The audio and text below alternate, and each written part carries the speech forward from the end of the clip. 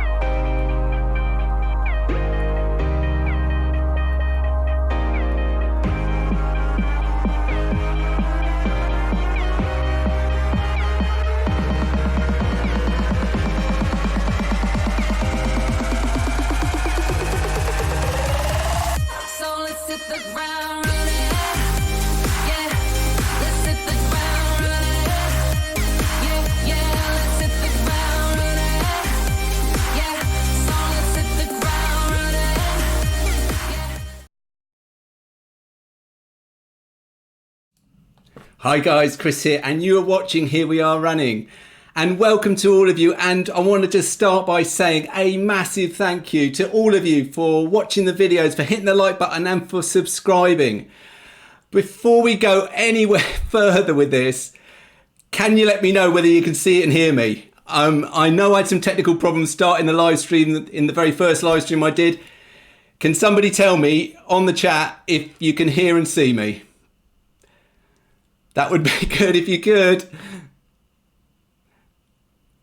So far, no one's saying anything, so I'm not sure whether you can or can't.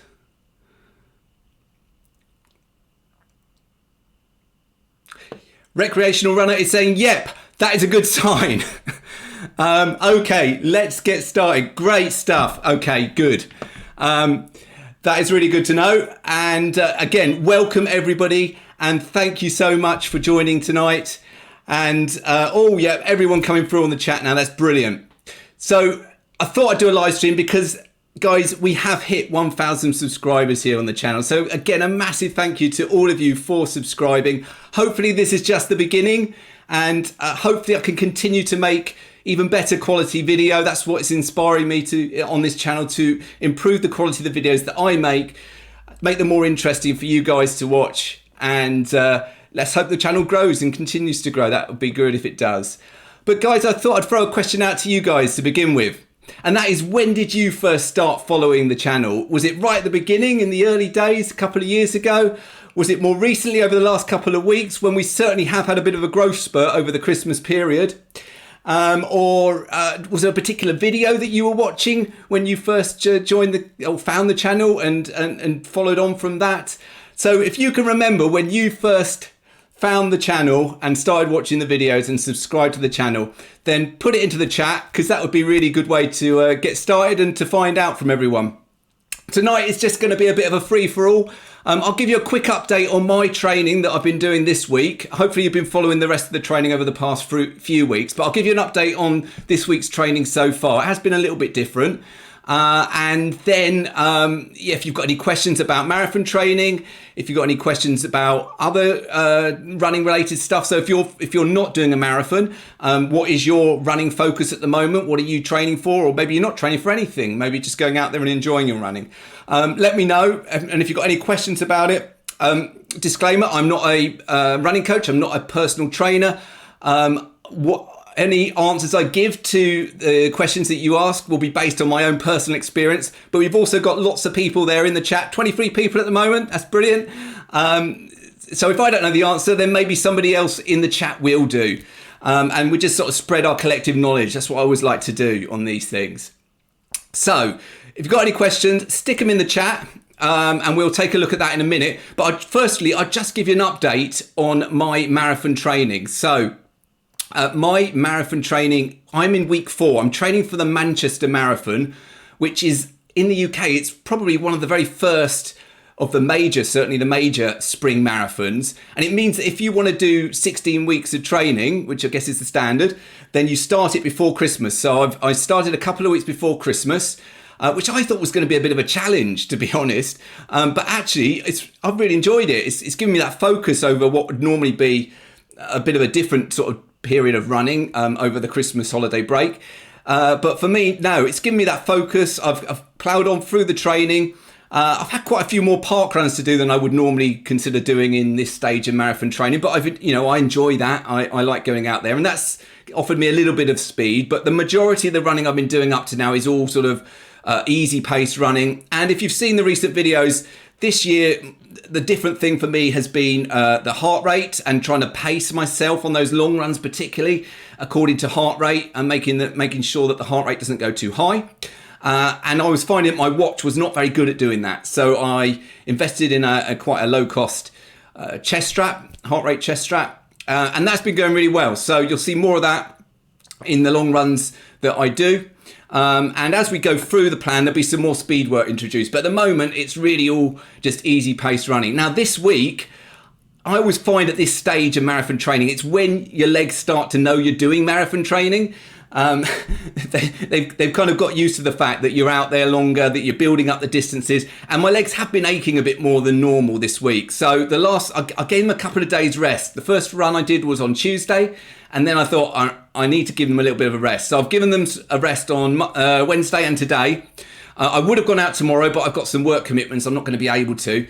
So it's just going to be a free run week. I'll do park run on Saturday, and then I'll go for my long run on Sunday. So I'm treating this now as a bit of a down week. I think that's okay.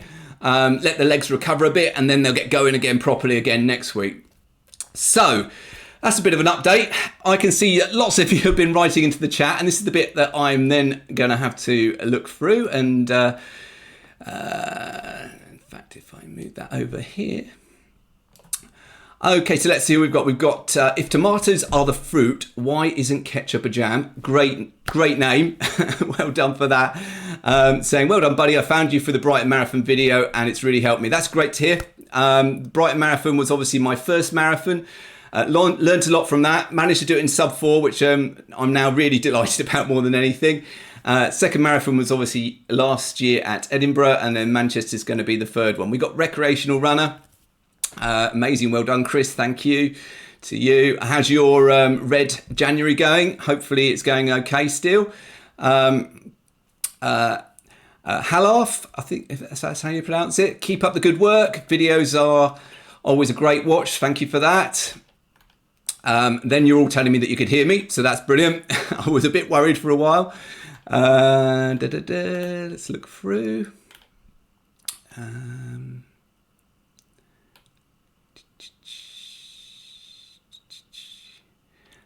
Soupy runs, big congrats on the 1k subs, Chris, thank you. Will is that GoPro guy, hey. So if tomatoes are the fruit, why isn't ketchup a jam? Is saying Brighton Marathon, yep, that's when you first found me. BHAFC, I think that's a football reference, 84. Is also Brighton Marathon. Hello to you. Ian, Goggles, Tyres and Trainers is saying congrats. Thank you, Ian. Andrew Robertson, last week. So a new subscriber. Brilliant stuff. Welcome. Lots of videos for you to catch up on if you haven't already. 2 years worth, in fact. So yeah, welcome along. And you found it through the Brighton Marathon 2018 video. That's good to know. We've got David Cowdery, and now you can earn with adverts. Not too many of that. Okay, yep. So I can't do it quite yet. Once you get to 1,000 subscribers on YouTube, you then have to wait for a period of time, which I believe is probably a few weeks, until they approve your channel and allow it to be monetized. When that happens, yeah, I don't want to have loads of adverts on there. The adverts will come up.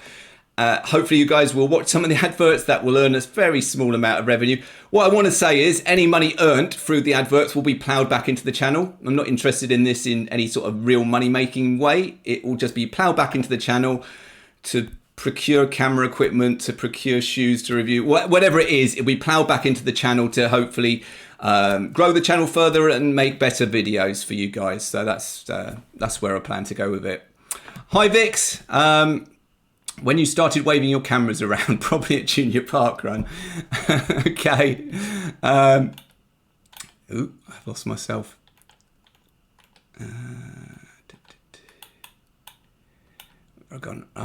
Hi Michelle, I learned about you from Chris Ford, 40 Runs crew, a few months ago. Love your videos. You have some amazing trail routes. Yeah, well, I'm really lucky on those. I live close to the North Downs Way here in Surrey, near Reigate. So my trail runs, I can literally run from my house to the trails. And as you'll have seen from some of the videos, I tend to do them all on the North Downs Way. The only thing I'd say about them is they're not flat. They are very hilly. So yeah, easy to get the hill work done, but yeah, they're not. There's some lovely trails and there's some lovely views there. Got Greg Clark. First found you from the Santa Run video. Loved it. Okay. Yeah, I like to do the Santa Run. That's a local run that we have here in Priory Park in Reigate. I've done it for the last 3 years, I think now. The two of them, I've filmed them. So it's always a bit of fun to do that towards the end of the year. Not too serious, but dressed as Santa running, I think it's 5K, 3 miles, something like that. So welcome, Greg. Patsy Head 80. After running my first Reigate half in 2018, saw your vlog on it and started following you. So, yep, I've done the Reigate half marathon now 3 years in a row. One of my favourite events of the year. So, guys, if you are local or even if you're not and you want to visit, that is in September. It's a brilliant event, and you only have to watch the videos to find that out. Award-winning and everything. So, looking forward to doing that one again in September. Who else have we got here? We've got, is that Buddy Bailey?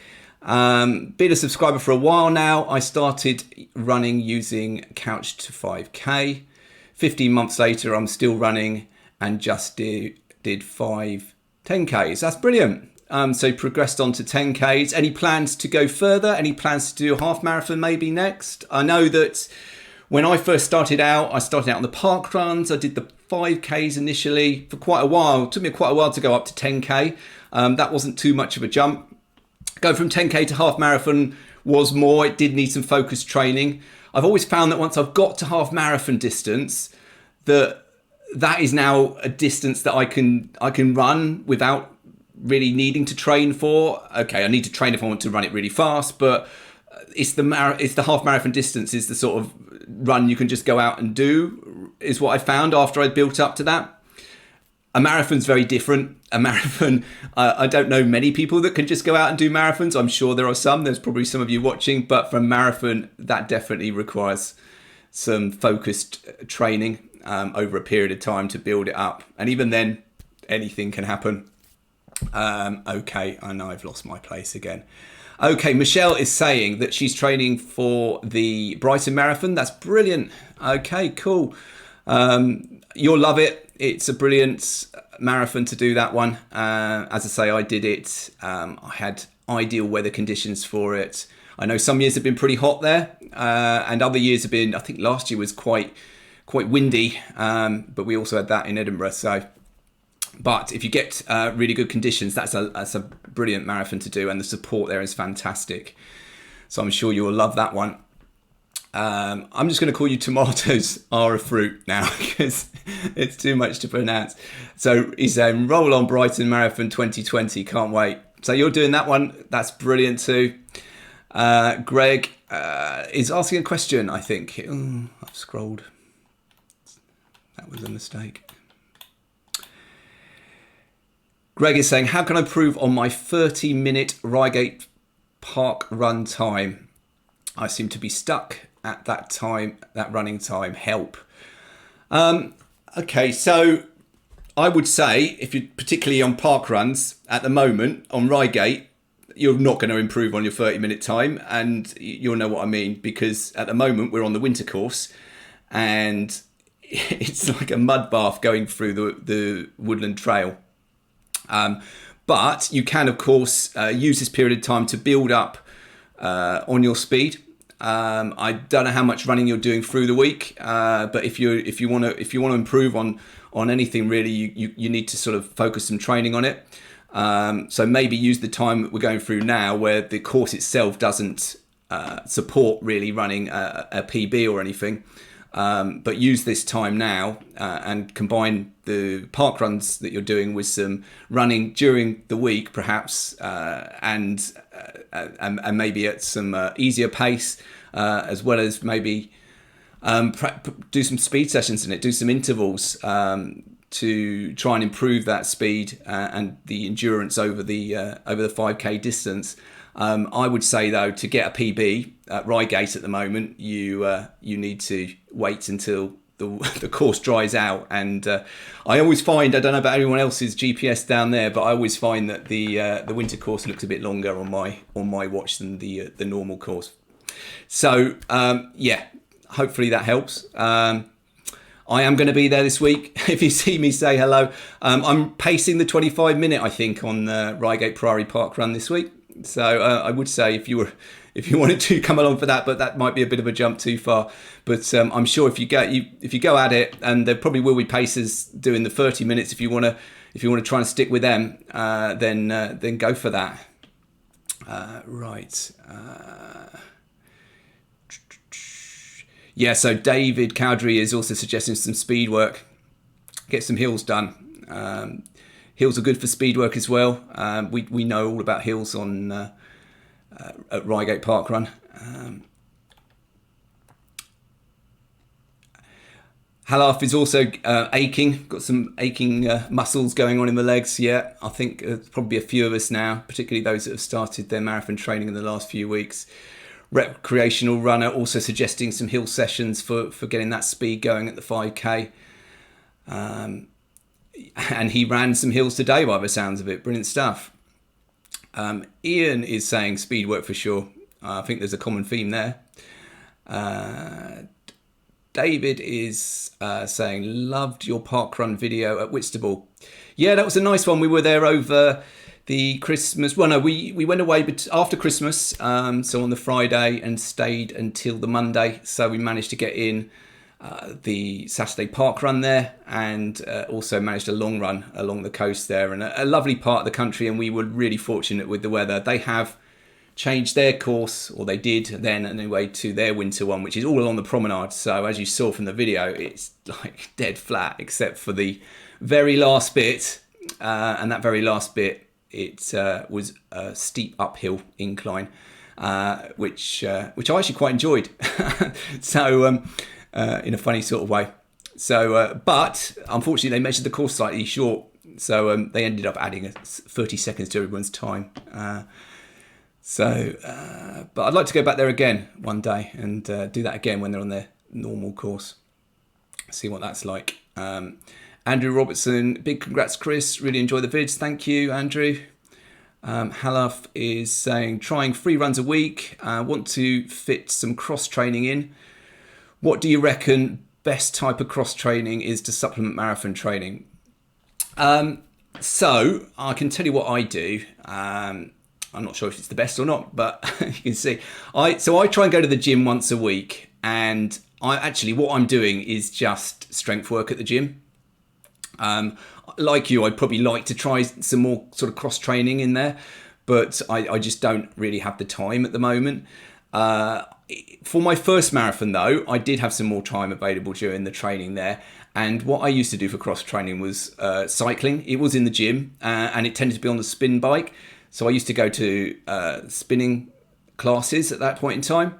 I found that was fantastic for really working on the muscles that when you're running, they don't work on. And it just sort of complemented all of that training as well. So that's my favourite type of cross training if I'm get the time to do it, which as I say, unfortunately at the moment I haven't really got that time, but instead I've prioritised strength training in the gym. So all the leg machines, and I used to just do the leg machines, but I'm doing the upper body machines and the leg machines now. So I just go around them on one day a week, spend about an hour there, a bit more longer maybe, and that's what I do.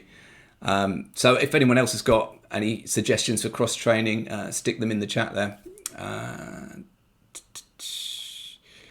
Greg is saying, just back from a run, training for Manchester, love the channel, tempting on buying a GoPro. Well, go for it. You know, we'd like to see more running YouTube channels out here. I know I certainly watch a lot of them, and I'm sure a lot of you guys do as well.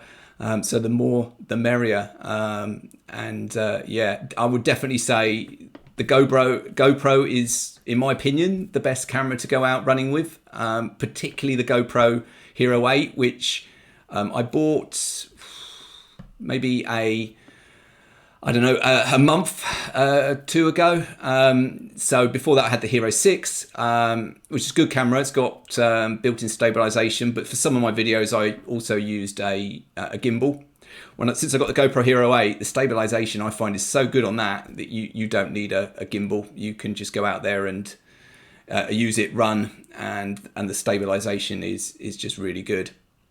So that's what I use, and that's certainly a good camera to get if you're thinking of doing it. Greg, thanks everyone. Okay, yep, that's for the responses. Recreational Runner is saying his Red January is going well. That's brilliant. I think I probably haven't caught up on one of your videos for the last couple of days, so I must go looking for them if they're there. Been a bit busy the last couple of days. Michelle, amazing. I'm in Basingstoke, so may have to take a trip and give them a go. Cool. So Ian is replying saying, try body weight stuff. This is for the cross training. If you want a member of a gym, squats, Bulgarian split squats, and then the explosive stuff like box jumps. Adding weight will certainly help. Focus on core strength. Great advice there. Good stuff. Vix is saying already signed up for the Reigate Half again. That's good to know. Halaf is saying saw you at the Weybridge 10K. You would have indeed. We'll never forget. We'll never forget your Edinburgh Marathon video. Also part of the 40 Runs Ragnar team this year. Oh, well done. So Weybridge 10K again. It's another good, fairly local race, and that's taking place again. I think it's in July, and I think I can't do it this year. I think I've got another commitment on the same date. It might be June, some point in the summer, but that was a really good race. Edinburgh, yeah, no one can forget that one. And you're part of the 40 Runs Ragnar team, as I was this year. I can't do it, as I was last year, sorry. I can't do it this year, but I know that there are multiple teams doing it this year, so that's really, really good. And okay, tips for Ragnar. So anyone that doesn't know and hasn't seen my videos for Ragnar, then the Ragnar Relay is a 170-mile point-to-point road relay race with a team of 10 people. Some people are nutters and they do it with a team of 5 people, but mostly it's a team of 10 people. And you go in 2 vans. So the people that aren't running are in the vans driving between the different legs, and you're handing over to the next runner each time at each leg. Yeah, as I say, it's 170 odd miles going from Sittingbourne in Kent all the way around the Kent coast, all the way around the East Sussex coast till you get to Brighton, and that's where it finishes. So we did it for the first time, a group of 10 of us in those 2 vans, and I think we did it in about 26 hours. It goes through day and night.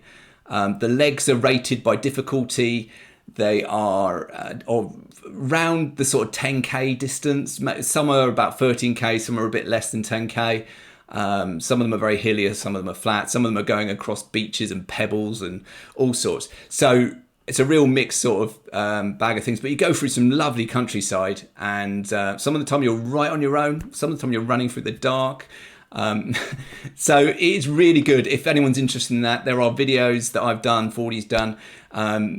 Take a look at those. It's a really good experience to do. Right. Tips for them. I did do a training video specifically. You'll find it around what I did for my training for Ragnar Relay. And the main thing there was to get in multiple runs per day. So I ideally try and do a 3-day run. heading up to that. And if you can't do that, then do a 2-day run and separate them by the sort of separation that you expect to have during the Ragnar relay itself. And then the other tip is try and do one during the night. I never got to do that. I didn't get around to doing it. If you can't do that, then just don't expect to sleep. That's all I say, because you might become really tired. You might think you're going to be able to sleep, but it's really hard to sleep in a van. Also, when you're parked up, there's all other vans coming and going and people walking by. You just don't get the chance. Right, okay. The comments have been flying in and I have lost my place, so bear with me.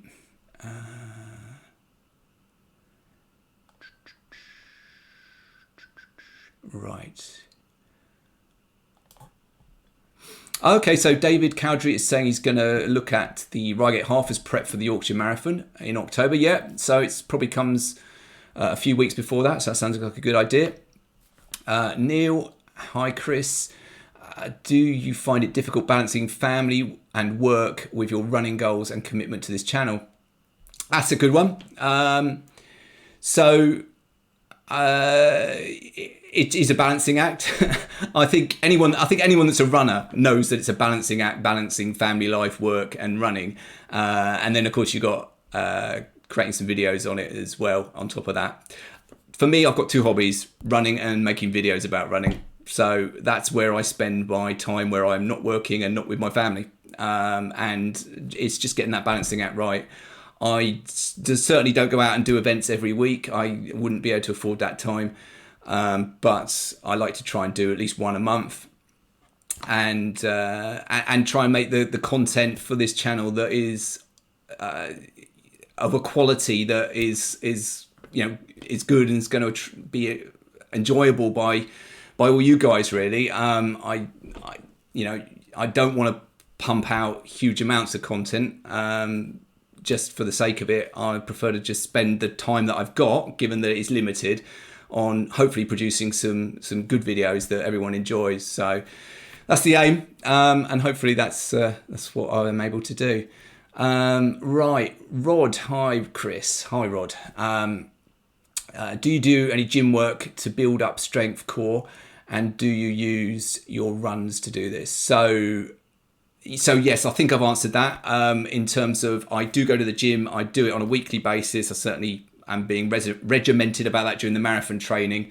If you saw my recap of my 2018 goals, you'll realise that was a goal, to go to the gym every week, and I never actually ended up doing it. I only went about once every 3 weeks, but I've started the year in the way I'm hoping to continue, where I do go to the gym. And as I say, I'm largely going to the gym just to do strength work, I don't go there to run on the treadmill. My runs are done on the road, or the trails. I don't spend the time now on other equipment in the gym. It's all about the strength work. So that's what I do. In the past, I've done Pilates. In the past, I really enjoyed that. But again, it was really finding the time to do that. It was a certain evening every week, and it just got difficult. I was missing more than I was going to. So I gave that one up. But Pilates was a great thing to build core strength. And I do want to try and introduce some of those exercises, because, even if I can't remember them, I could go and look on YouTube and find one and follow it. I do want to just do some of those. So I always do a lot of stretching work now. Every day I'm stretching, every day I'm rolling. I want to introduce some of the sort of Pilates core strength type exercises in that as well. And as and when I do that, I'll include them in a video so you can see that I'm actually doing it. Okay, where have we got to? Tomatoes are a fruit. G2G, buddy, but massive congratulations. Well deserved. Keep up the great work. Thank you. Recreational runner, okay, is saying no, not a GoPro. He's obviously got a DJI Osmo Action. Has full colour forward facing screen, that is true, and rock steady stabilisation. So another opinion there, another type of action camera. There is a new one now. I saw it, someone will know, by the guys that make the 360 camera. They've made a kind of combined 360 and just normal action camera as well, that you can swap the modules out. I forgotten the name. Someone will know. That might be worth having a look at as well. Joe Milton running. Hi. Watched a few of your videos and really like them. Great stuff. Watch a few more. Good to have you on board. Vix, core strength. I've had 8 parkrun PBs in the last year thanks to starting weekly Pilates. There you go. Can't believe the difference it makes. It really does. And I think anything really that works on that core strength is making your body stronger, which is going to make you able to run faster, really. Michelle, do you do hill reps? And if so, how hard do you push yourself? I'm always scared to push too hard in case of injury. I think that is important about the injury side of things. And again, in marathon training, I started on the speed work in my marathon training last year, almost from day one. And I'm not doing that this year. So to answer your question, yes, I do hill work, and you will see that in future marathon training videos, but I have not started it yet in this marathon training plan. When I do it, you'll see I go onto the North Downs Way, and I said it was hilly, and there is a particular hill there I like doing it on. It's just the right steepness, I think, for a good effort and the right distance. So I can run hard up there for 2 minutes, and that's the length of time I do or tend to do. And then I jog back down, and I normally do about 5 of them, and that does me in after that. But I would only do that, and as I say, only introduce that type of speed work after I've built up some good distance on my legs in these kind of early month of marathon training. Okay. Will that GoPro guy? We need more GoPro running videos out there. Absolutely. Halaf, Weybridge 10K 2020 is the 14th of June. Thanks for confirming that. Really worried about getting lost when doing Ragnar. I don't think you should be worried about getting lost doing Ragnar. It is signposted really well, and even in the night stages, and I ran one of my night stages without seeing hardly anybody at all. I think I saw somebody once we got into some street lit up roads, but the rest of it was all on this trail through the countryside, so there was no light other than the moonlight and my headlamp and body lamp. But all of the signs have flashing little red flashing lights on them. So you can kind of see them from a distance where the next one is, and you can always sort of see the next one. So that's even the night stage, and the day stages, again, it wasn't a problem. I don't think you're going to get lost. So don't worry about that one at all. Okay. Ian is saying, Plod Father, what triathlon distance are you doing? Okay, that was to a message that isn't there anymore, so I don't know what that was about. Tom Bailey, hi Chris. Do you have any tips for carrying nutrition on long training runs? I'm doing the Milton Keynes Marathon in May. Okay, good luck to that. I guess your training might not have started quite yet if that's in May, but good luck when it does. Okay, so nutrition for long run training. So I think I went through my long run training nutrition on one of the, I don't know, it was last week's video or the week before. So I'll tell you what I'm taking at the moment with me. Previous years I've taken gels with me, and I'm not doing that this year. I'm doing it all on, have I got it? Yeah, I've got it. These things. Power Gel Shots by Power Bar. They come in a pack of, I think there was about 12 in there. They're little, they look like little sweet things. And I can't even tell you how many of those is equivalent to a gel. But what I'm doing with them is I'm taking 2 of them before I start the long run. And then I'm taking 2 at 10K. And then every 5K after that, I take another 2. So you do need to take more of those than you do with gels. There isn't so much in them as there is a gel, but I'm just finding them so much more convenient and easier to to bring down. I was finding the gels so sugary, not really enjoying them that much. So I'm giving those a go this year, and we'll see how we get on with them. I also take the electrolytes, and I take that in a soft flask on my running backpack. So that's how I'm going out now.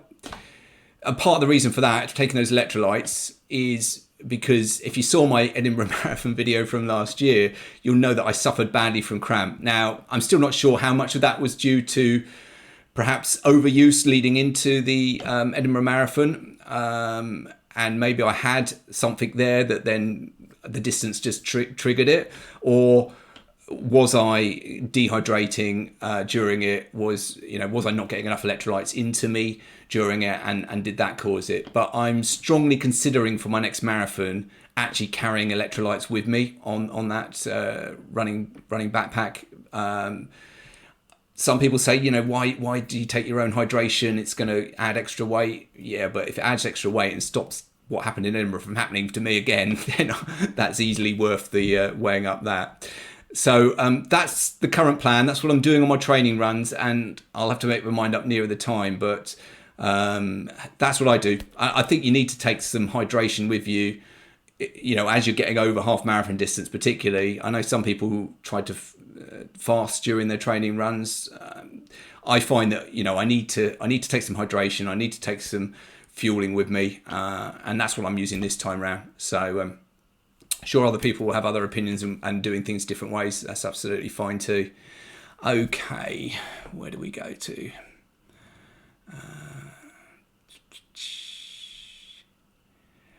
Yes, Recreational Runner is saying Insta360. That is the other brand of action camera. If you're looking at something, they have or are just bringing out a brand new one. So there probably aren't any reviews of that yet and how good it is. So I would, bear that in mind and wait until some people have tried it out. But it looks like it's kind of like a modular camera where you can actually, instead of having multiple cameras, one being a 360, one being a normal action camera, and bear in mind when you're editing, 360 footage takes more effort to edit than just a normal action camera. So rather than having the two different cameras and using them for two different purposes, you've got one camera where you can actually unclip the modules and change it from being a normal traditional action camera to a 360 camera, which sounds like a great idea. We'll see when the reviews start coming out on how good that is and how well that competes with other cameras like the GoPro and the DJI Osmo Action.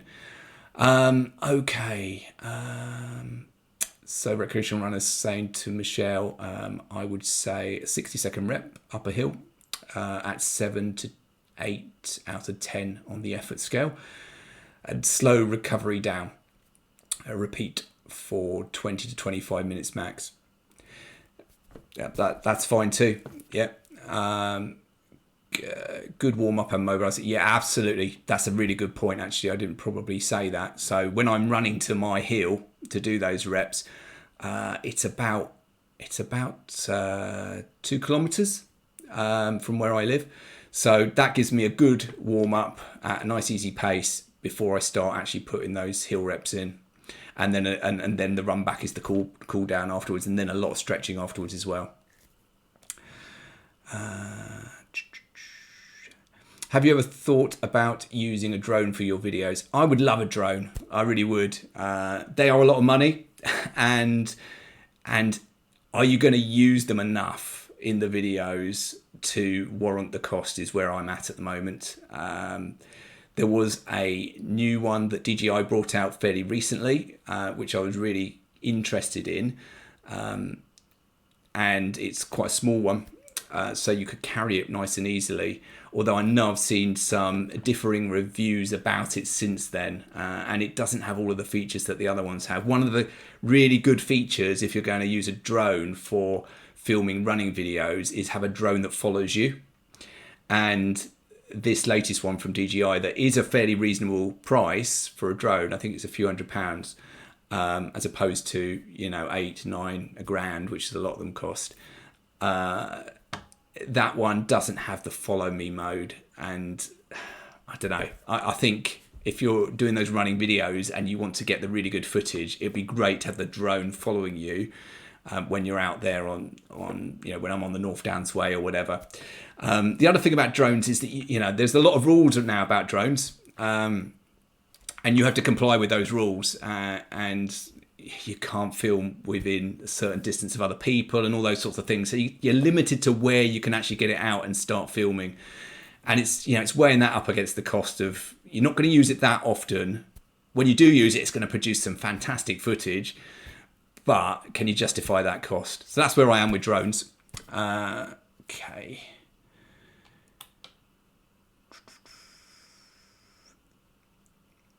Recreational runner. I actually took a beginner out on a session today and was going to edit footage now, but Chris 1K notifications stopped me. Oh, sorry about that.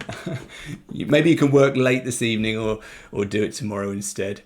But guys, check out Recreational Runner. He's got a YouTube channel. He's doing the Red January challenge. So check his channel out.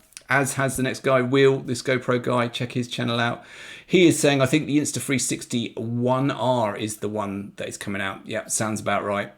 That's the modular one that I was talking about. Also, Ian, Google's, Tires and Trainers. Another one with a YouTube channel. So any of you guys not familiar with his channel, go and check it out. He does triathlons primarily at the moment. So he is saying, if you want to geek out on it, then you can figure out what you need based on carb consumption of 60 grams per hour. Okay. You don't need anything for the first hour, as your muscles will be fueled. Okay, I'm going to note that down and look at these things and work that out. But yeah, first hour, that's pretty much, I don't... I take the 2 before I go out, but then I don't do anything then for the first hour afterwards. Well, 10K, which is about the first hour. And I know, Ian uses Tailwind. I've never tried it, but he's saying that it has both carbs and electrolytes. That's good to know. Halaf is saying, Chris, what do you use for fueling on your long runs? I think... So maybe that came through before I answered that, so I've answered that one. He also uses Tailwind, but difficult to use on race day. Yeah, so that's the thing. I'm going towards using a running pack and having a soft flask in there with whatever I have for hydration purposes. And at the moment, I think that's electrolyte. But yeah, it is difficult because I don't think many of the water stations have anything really other than water, or if they do have something, then is that something that you are used to training with. So unless you can find out beforehand what they're going to have, as I say, nothing new on race day, so I wouldn't like to take anything other than water from a water station unless I knew that what it was and that I had used that same product successfully during my training. So I will look at Manchester Marathon's website and see whether or not they are saying that they're going to have certain type of electrolyte at the water stations. If they have, then that's a consideration to make, and I could try that out beforehand. But if they don't, and I don't recall there being a lot of options for electrolytes at water stations at Edinburgh. If they don't have it or they don't tell you what it is, then I think I'm going to stick to bringing my own in the flask. Okay. So Ian uses flat Coke if available. So I'll tell you what, I always use Coke at the end of a long race like that, like the end of a marathon. Always have one in my bag, in the bag drop, and not the diet or the zero, the full sugar brand, and I drink that afterwards. Halaf uses Cliff Blocks. Yeah, I did try those. I tried those ones before I switched to these ones. I found I got stitches with them. It was really strange. And I couldn't believe it at the time because they did go down really easily. But on a number of different runs where I tried the Cliff Blocks, I got a stitch where I haven't with these type of similar things, the kind of shots. But yeah, I've never had a stitch when taking those. Yes, I've heard about salt sticks as well. I haven't looked into it a lot, but people did mention that a lot after watching my Edinburgh Marathon video, and the salt sticks they advised to try out. So I may still look at that. Okay, we got DJ Lambden Games. Hi. I'm doing the Brighton Half Marathon in February. Any tips on training? So half marathon training, I haven't really done any focused half marathon training for a while now, to be honest. I did quite a few half marathons last year, but I ran them more for fun, to be honest. They never came at the right time. It was always an objective of mine last year to try and beat my half marathon PB, and I never got very close to it, to be honest. The closest I got was the big half last year, and that was in the midst of marathon training. So I haven't done any focused half marathon training for a while, but depending on how much time you've got, so it's February. So you've got, I don't know when in February that is, but you've got a month or maybe a little bit more than a month. I would look online, look for what training plans there are for the period of time that you've got left available. When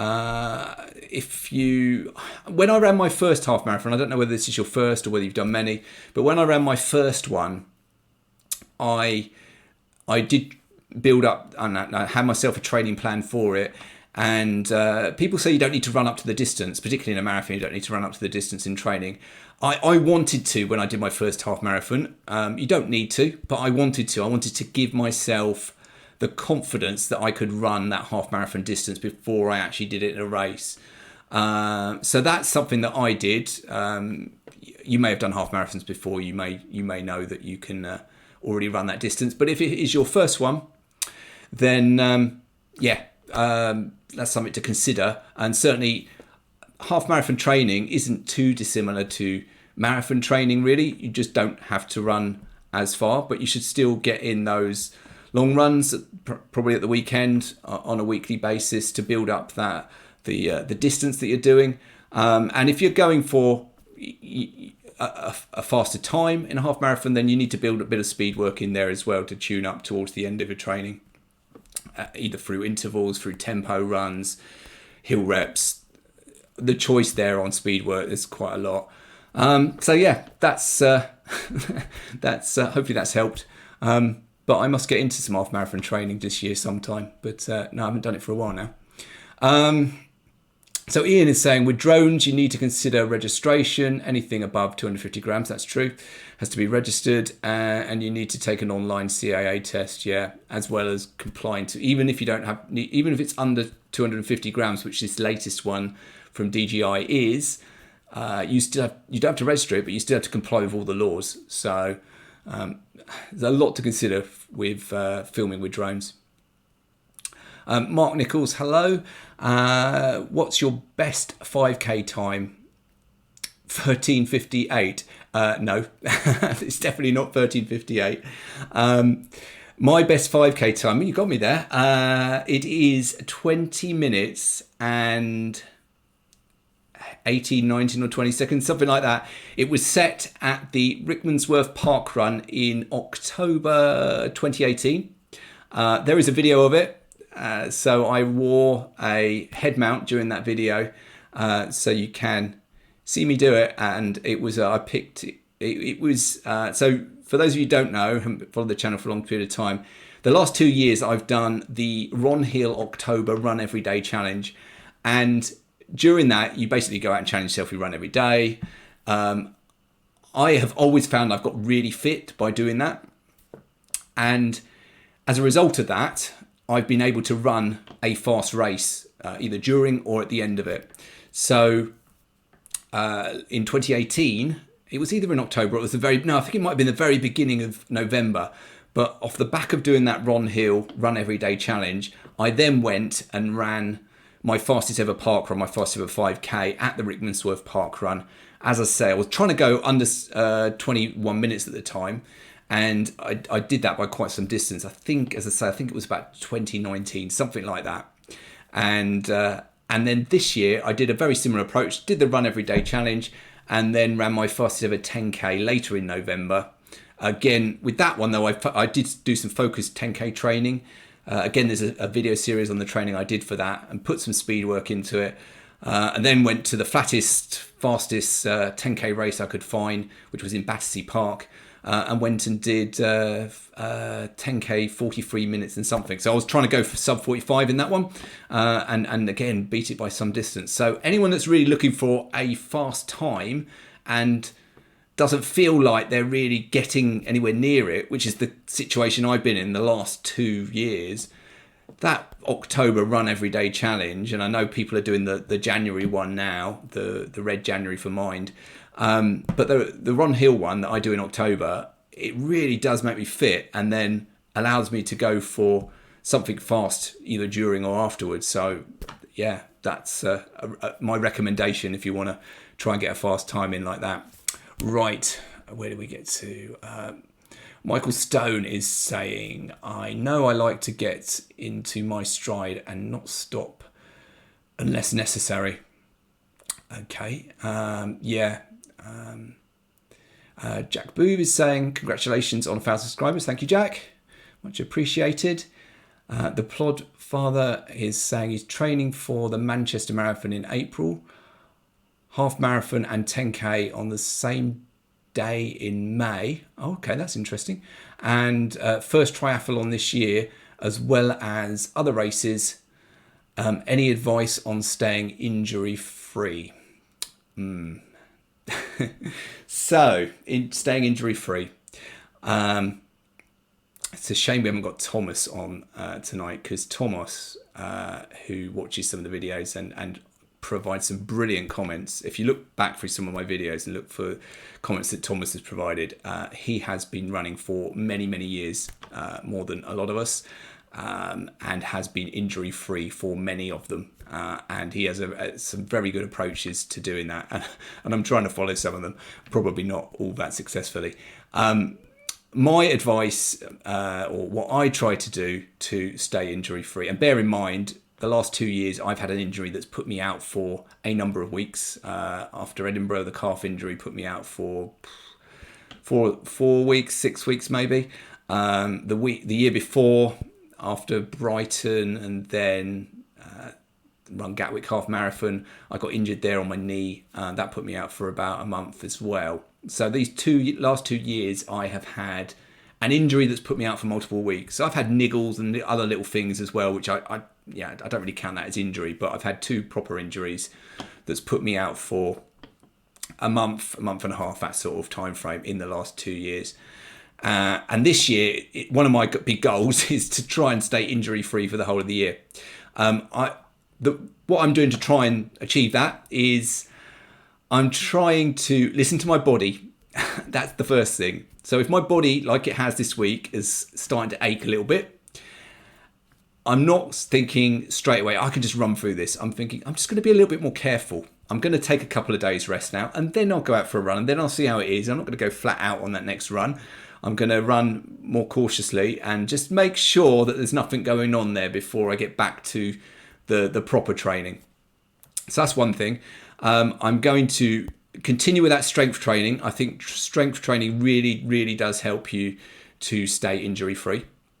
And I'm going to make sure that my long runs are all really easy pace, particularly to begin with, to build up that distance. I don't want to go too fast, too quick, and I don't want to overdo it on those long runs, because that's the big thing, I think, where your body is really, your body's having to adapt. The rest of the runs during the week are not too different to any other sort of training block that I've gone through, but for the marathon training, it's the long runs that are the really different thing, and the thing that you're having to work on and build up. And probably I think the most important thing that you do in marathon training, getting that long run distance built up. So that's where I am with that one. Running Geek Girl, hi to you. Congratulations on the 1,000 subscribers. Thank you very much. And Ian is replying to Plodfather, rest and recovery will be key. Absolutely. Good routines on stretching and rolling. Yes, I've mentioned that before, and I didn't mention it when I just answered the question, but absolutely, as I said, I do daily stretching and daily rolling, whether I've been for a run or not, and I really do think that makes a difference. Strength and conditioning work will help protect against injury as well. Yeah, so all of those things, completely agree. Right, okay, so DJ Lambden Games is saying, cheers, I shall look into it more, and it is his first half marathon. Okay, so really, yeah, that's really good, and definitely look out there online for a training plan that covers that period of time you got now. When I was doing my 10K training, I was able to find a 10K training plan on the Runners World website that I didn't follow completely, but I adapted it. But it was really good because I only had 4 weeks available, and they had a 4-week plan, but they also had a 6-week plan, they had an 8-week plan. So it might be worth looking there, see if they do ones for half marathon as well for the particular time period that you have left. Otherwise, just go for any other one and just, adapt it to the time period that you got left. Okay. So that's an interesting one. So Halef is saying, any new plans for the channel in 2020? Oh. So, I mean, the key goal is to continue to provide interesting content for all you guys. Yeah. So, but also to improve my capabilities as someone that can film and that can edit that film in an interesting way that tells a story. I think those are the most interesting types of videos, and that's what I want to try and focus on and to do more of. I have got some different types of races planned. Not going to reveal too much more. I've got, as you might have seen from my goals video, I want to do a team related event. I've got at least one team related event planned for later in the year already, and there might be another one also that I might do, which will be interesting because they're different sorts of races. I'm not going to say any more on that at this point in time. I'd like to do more of these live streams. So I'd like to kind of do one of these a month, to be honest. And as you saw from the last one, well, those of you were here for the last one, we had Andy Forrester Dean Runner on that one. He was a great guest. I'd like to get some other runners, some other running YouTubers on as guests on some of these live streams, and just sort of combine our collective experiences and contribute to the chat as well. So it's those sorts of things. I think there'll be more races, there'll be more training series, more product reviews as well. Quite a lot of you seem to like the product reviews and find the channel that way, so there will be some of those. I'm just in the process of putting together another running shoes review. So the thing you'll find with me is that, unlike quite a lot of the other running YouTubers, is for shoe reviews, I don't do a huge number of them, but I do like to do them, and I do them on the shoes that I run in. So I like to relay some of my thoughts on those shoes after I've had them for a while. But I tend to run in stability or support shoes. So you don't find a lot of other running YouTubers actually do shoe reviews on stability and support shoes. So some of you may have found the channel through some of those, and I'd like to do some more of those as well. Okay. Halaf is saying, would love to try the power shots, but only seems like they sell them in bulk. What shops sell them? So that's interesting actually. They are a little bit hard to find. Well, they're not really. You can find them on Amazon, which is where I got them from. But I haven't seen them in shops. But on Amazon, I did buy them in bulk. So they come in, I can't remember how many were in the pack now. There were like these packs. There were probably either 12 or 20 in the pack. But you do go through them at a much faster rate than you do with gels. So don't think that one of those sweets is like a gel. It's not. You need more of them. Okay. So Amazon is the answer. I would look on there. That's where I've got my ones from. Recreational runner. Agree, Chris. I would say the 80-20 rule is great for avoiding injury. Yep. 80% easy pace, 20% moderate to high. Strength is already said, yeah. So that's a good point. A lot of people, I think, go by that 80-20, and you do have to train yourself to run easy. I find I'm doing it much better this year in marathon training than I think I have done in the past 2 years.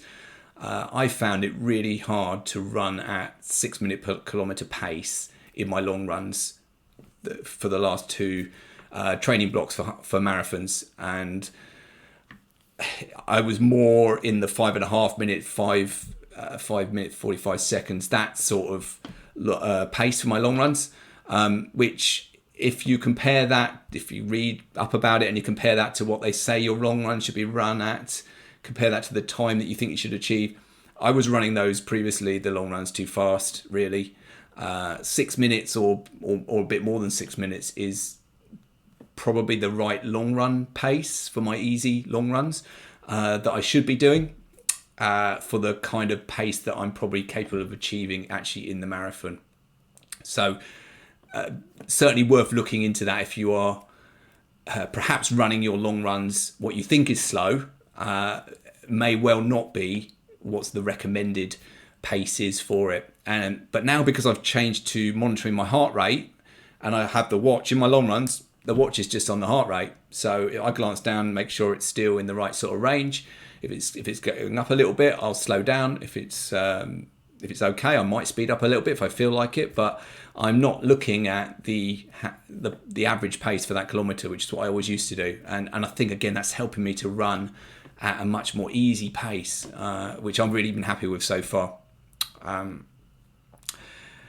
Chasing Majors, another running YouTuber, guys, go and check his channel out. He is training for a marathon that's coming up. I think it's this month or in a few weeks anyway. So he is getting close to the end of his marathon training now. Hello to you. Kyle is here saying hello back. Sean is here. Great channel, Chris. You deserve every subscriber. Thanks very much, Sean. Tom is here. Thanks for your help. Good stuff. Wow, that's the end of the comments, guys. That is fantastic. Has anyone else got any more questions? I have no idea what the time is. We've been going for an hour. So it probably is time to end soon. And again, I just want to thank you all for watching the channel and for continuing to comment on the videos, sharing them, liking them, the whole lot.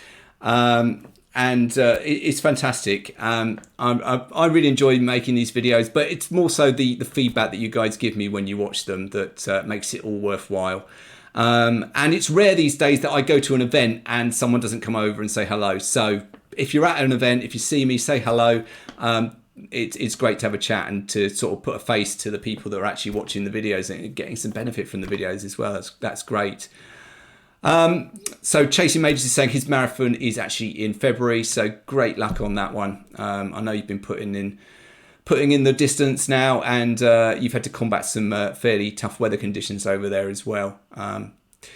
So recreational runners just said, just watch on a really long run, your heart rate will gradually increase anyway. That is absolutely correct. So you can feel like it's getting harder to keep it down. Yeah, I agree with that. I think you do find, even when you're running that easy pace, and if the pace doesn't change, you'll still find that towards the end of that long run, your heart rate will be a bit higher than it was towards the beginning. So far, I found that mine is still predominantly starting in the kind of zone 2, but more of it's in the zone 3. And that's absolutely fine for me. I'm really happy with that, because previously it could have been in the zone 4 and zone 5. And, and that's because I was just running it at too hard an effort. So I'm happy to keep it in zone 2 and 3. Predominantly it's in 3 for my long runs at the moment. And as I say, I'm really enjoying that way of training on the long runs. Guys, I don't see any more questions coming through at the moment, and I know it is getting late, and I'm sure that people have got work and stuff to go to tomorrow. I know I have. So again, thank you very much for watching this. If you haven't already hit the like button, can you please hit the like button? That'd be brilliant. Hit that thumbs up button. If anyone's new around here and you haven't already subscribed, why not?